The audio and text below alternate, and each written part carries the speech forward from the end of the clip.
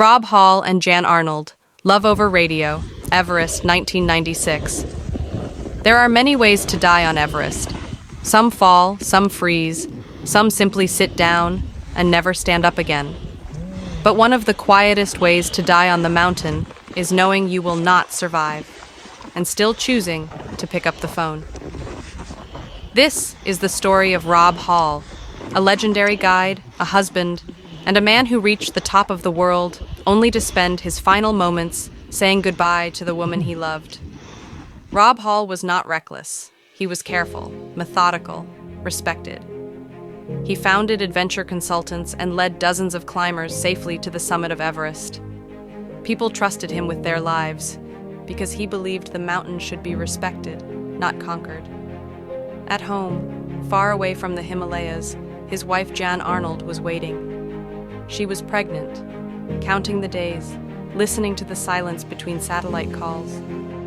While Rob was fighting altitude, cold, and exhaustion, Jan was fighting something just as heavy, waiting without knowing if the man she loved would return. In May 1996, Everest was crowded. Commercial expeditions were becoming the norm. Clients with money but limited experience were being guided toward the highest point on Earth. That year, the pressure was enormous. Summit expectations, tight schedules, and a dangerous belief that the mountain could be managed. The summit day started late, too late.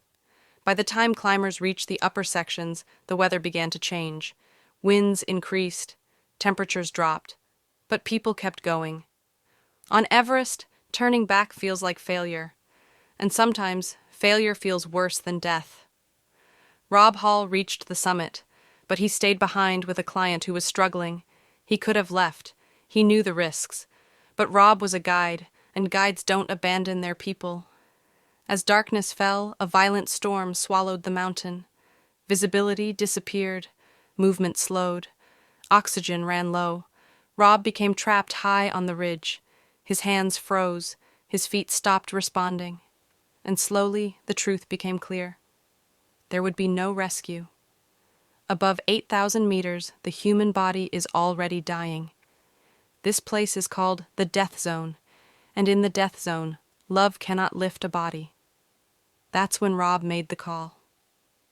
Thousands of kilometers away, Jan answered the phone. Rob did not panic. He did not cry. He did not tell her the details. Instead, he comforted her. He told her to sleep well. He told her not to worry too much. He told her that he loved her. In his final moments, Rob Hall was not thinking about Everest. He was thinking about home. A few hours later, the line went silent. Rob Hall died on the mountain. Jan later gave birth to their daughter.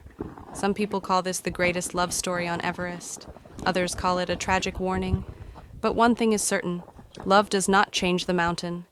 The mountain changes love. If this story stayed with you, if it made you think, subscribe, like the video, and tell me in the comments, was this love, or was it a fatal choice? My name is Erka Sulu. This is Frost of Heights, where the mountains speak, and we listen.